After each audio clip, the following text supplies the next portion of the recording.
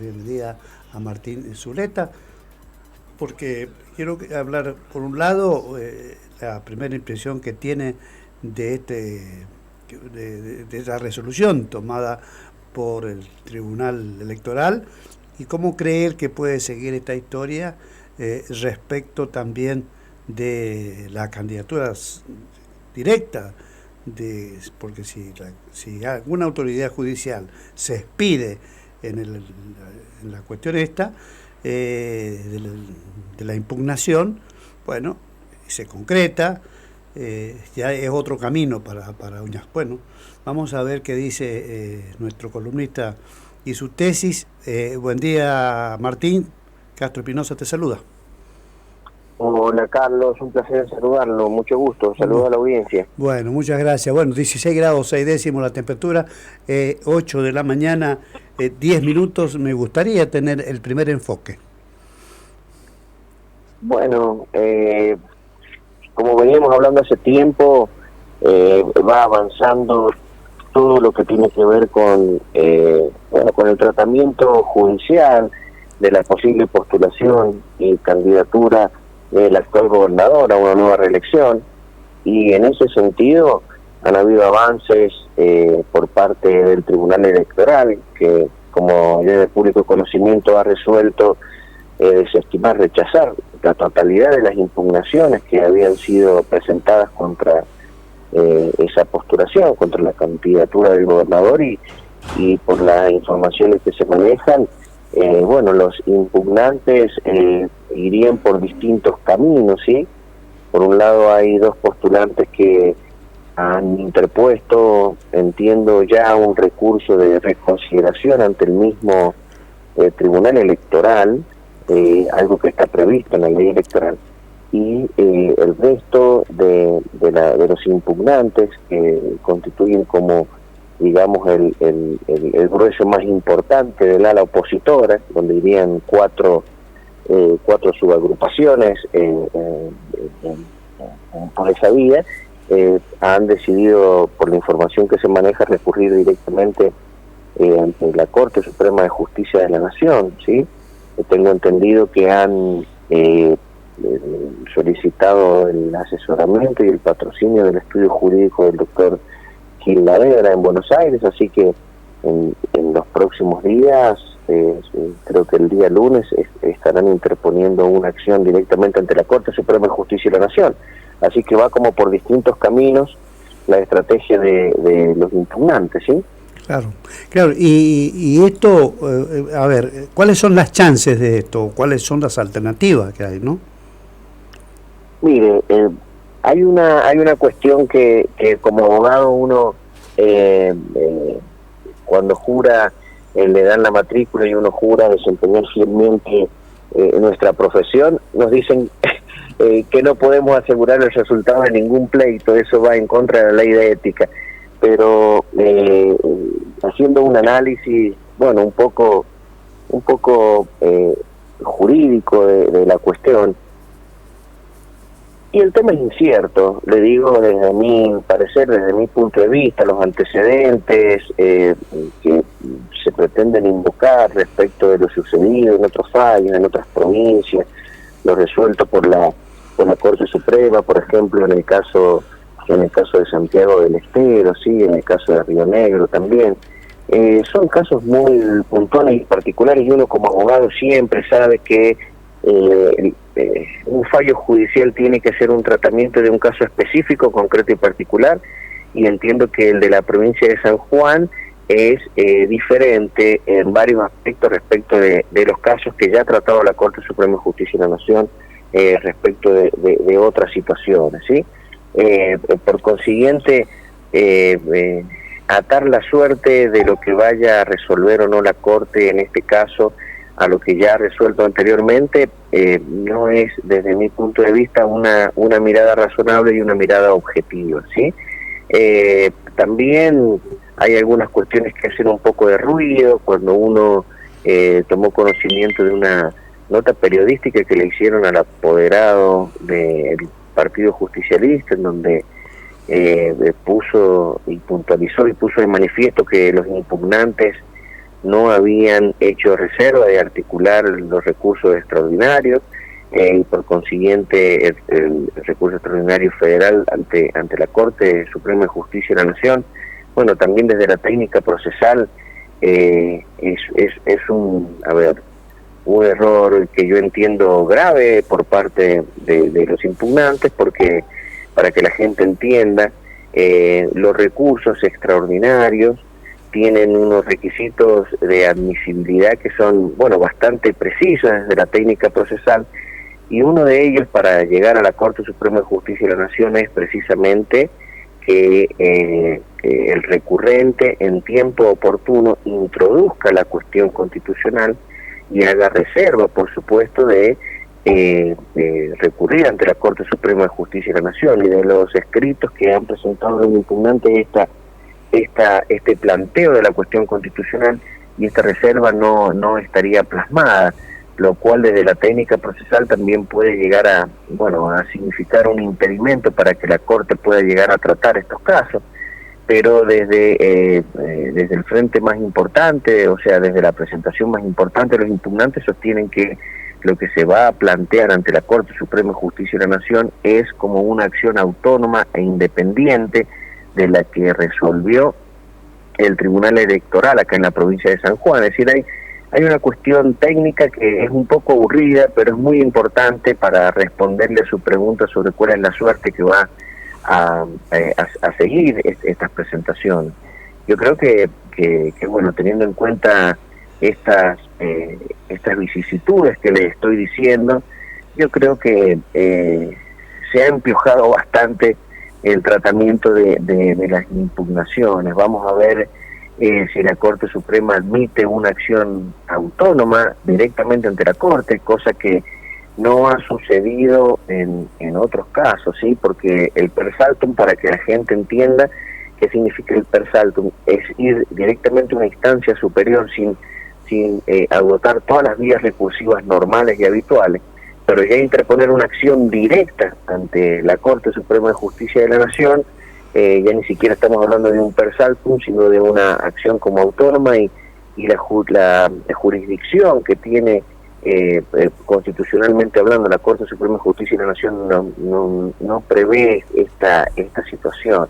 Hay algunos que dicen que la posibilidad de ir directamente es porque es una acción contra la provincia de San Juan directamente, sería una acción más o menos encaminada de esa forma y de esa manera, pero bueno, estos tecnicismos que son un poco aburridos van a terminar pesando al momento del tratamiento o no, o de la admisión o el rechazo de la posibilidad de que la Corte Suprema de Justicia de la Nación pueda expresarse al respecto. O sea, creo que desde la técnica procesal los impugnantes por ahí han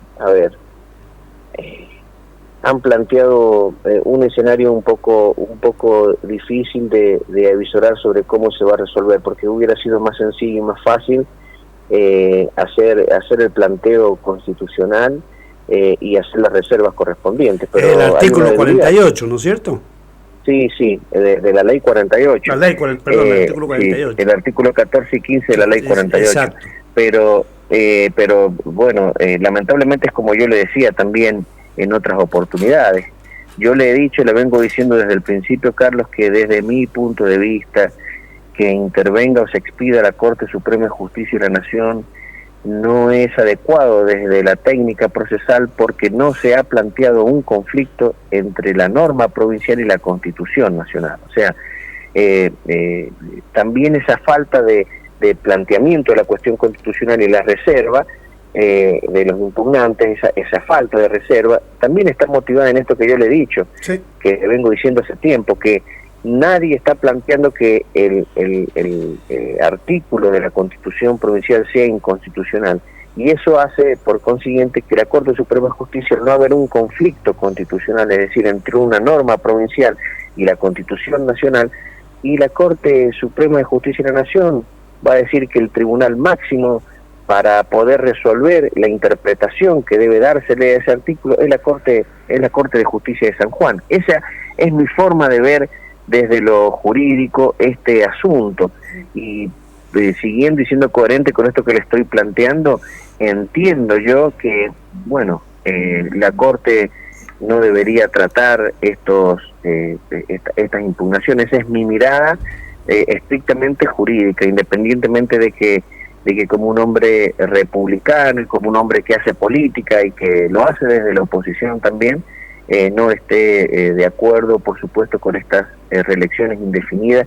Y si nuestra Constitución provincial permite en su interpretación esto de que una persona pueda postularse indefinidamente al cargo de gobernador y vicegobernador, gobernador y vicegobernador, desde mi punto de vista habría que cambiar un texto constitucional que estaría habilitando esa posibilidad, ¿sí? Claro que pero sí. Eso lleva a otro asunto. Es otro tema, otro tema.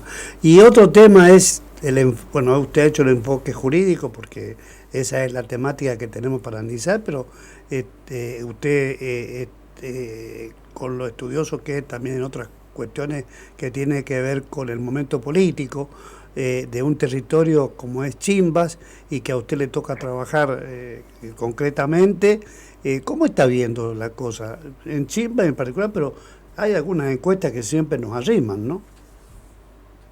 Sí, la cuestión política, a medida que va avanzando, vamos llegando hacia el 14 de mayo, bueno, ya la gente va entrando como más en clima, porque hasta este momento las encuestas de opinión, a ver, son importantes, pero las encuestas de opinión no nos permiten, en una ley de lemas, tener un panorama claro sobre qué haría la gente adentro del cuarto oscuro. ¿Por qué le digo esto? Porque al existir una ley de lema, al existir una candidatura a gobernador que colecta con muchos intendentes, en el caso de Chimba estamos hablando de más de 20, usted se imaginará que cuando entre alguien en el cuarto oscuro y vea que el gobernador Uñac va con 16 boletas diferentes, o sea, estamos hablando de una cosa que realmente se les ha ido de las manos a la propia dirigencia, pero independientemente de eso, es muy difícil hacer,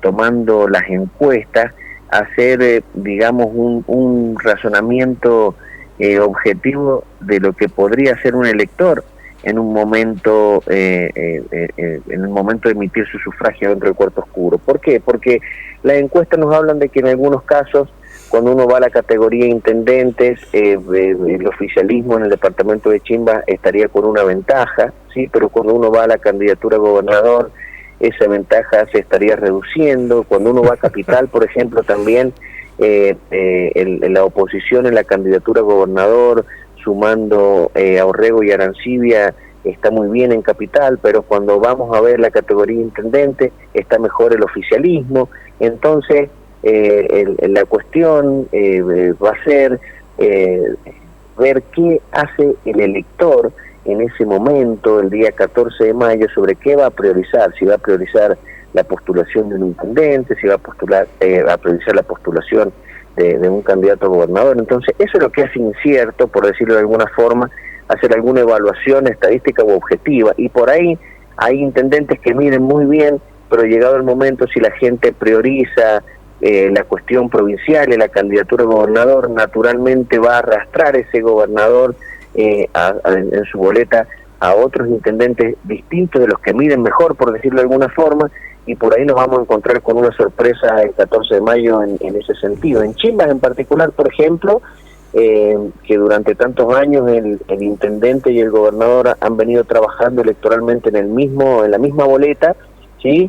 Bueno, era una, digamos, una alianza muy fuerte, pero hoy que el intendente va con el intendente y su esposa, la candidata intendente del oficialismo chimbero, va con José Luis Gioja y Uñac va en una boleta separada. Bueno, hay que ver cómo va a dirimir también el justicialismo chimbero, por decirlo de alguna forma, y el electorado chimbero, cómo va a dirimir esa preferencia que durante 2 elecciones ha venido manifestando claramente en ese frente, ¿sí? O sea, es muy complejo el panorama para analizarlo desde la estadística y desde las encuestas, ¿sí? Lo que sí uno puede advertir en la calle es que, bueno, la gente se ha empezado a entrar en modo elección, ha empezado a escuchar distintas propuestas. Hoy en día también Marcelo Arancibia ha venido a traer algo diferente, y creo que también la gente ha empezado a escuchar un poco más el mensaje de Arancibia, que es un mensaje muy diferente al de Orrego, por ejemplo, desde el ámbito opositor. Y si bien hay una especie de espíritu de cambio en la comunidad, también se observa que, bueno, ese cambio no le basta a la gente decir voy a cambiar una persona por otra, sino que se está empezando a interesar por las propuestas, así que es posible que también Marcelo Arancibia pueda tener un crecimiento importante en esta última etapa de campaña, y también pueden haber algunas sorpresas en ese sentido. Ahora, estaba pensando, Martín, el caso de la esposa de Gramajo, que va como candidata a intendente ahora, ¿va con Uñac ella y Fabián Gramajo va con Gioja, o cómo está? No, ella va con el frente de José Luis Gioja, ¿sí? Es decir, que el oficialismo departamental de Chimbas, que sería el actual intendente de Chimbas, hoy postula a su esposa como la sucesora de ese proyecto, va en la boleta con José Luis Gioja. Ajá. Y Sergio Uñac va en otra boleta con 16 posibles candidatos a intendentes y 16 listas de concejales, o sea, para que se vea la locura y la irrazonabilidad de esta ley de lemas en ese sentido. Así que por eso yo le decía que esos triunfos categóricos que venía trayendo el oficialismo en las últimas elecciones estaban cimentados, esos triunfos, en una alianza clara entre el intendente y el gobernador, Sergio Uñac, ¿sí? Y hoy, al ir en boletas separadas, hay que ver también cómo se dirime esa cuestión. Pueden haber sorpresas importantes. Y por otro lado, también desde la oposición, bueno, Marcelo Arancibia está creciendo bastante. Como yo le digo, creo que está creciendo más que nada por el interés que ha empezado a mostrar el electorado en ver cuáles son las propuestas de cada espacio, y al haber en ese sentido prácticamente nulas propuestas por parte de la oposición, creo que Marcelo Arancibia va a crecer en la consideración del electorado, y en Chimbas, que es un distrito muy difícil, también digamos, el vecino está esperando que le expliquen qué es lo que le proponen para San Juan y qué es lo que le proponen para Chimbas, y yo creo que en ese sentido la elección puede dar una sorpresa importante en algunas categorías. Claro que sí. Bueno, este es el enfoque que queremos irle dando. Tenemos encuesta por un lado, tenemos la situación de impugnación por otra, todas con expectativas que naturalmente habrá que esperar. Por un lado, qué hace la Corte Suprema, si es que van directamente por la vía de acción autónoma, hasta que explica Martín Zuleta, bueno, el rechazo siempre la Corte lo hace muy sumarísimamente, o sea, no creo que como hay un plazo, creo que en los antecedentes que tenemos, creo que son 10 días, bueno, eso se verá, porque por ahí también la Corte tiene la facultad de no tener fecha, depende de las características. Ellos están en conocimiento cuando hablan a un Gilavera que los va a patrocinar, es una persona, un abogado también con muchísimo conocimiento en esta materia, y no se va a ciegas en esto. Habrá que ver, todos son interrogantes que nos estamos planteando con Martín Zuleta, y que sin duda uno siempre tiene que ser lo suficientemente cauto en esto para no abrir juicios de valor que rompan, bueno, no solamente los antecedentes, sino que rompan esto, que si es igual a lo de Santiago del Estero o La Rioja, el que sea. Acá lo importante es ver qué pasa con las elecciones el 14 de mayo, que están a 40 días. Así que gracias, Martín. Nosotros seguimos con usted en sesión permanente, porque todos los días tenemos algo que comentar, ¿no? Sí, es así. Bueno, un placer estar a disposición de usted y de la radio, así que para cuando quiera estamos acá al pie del cañón. Muy bien, gracias. 16 grados 6 décimos la temperatura. Seguimos en la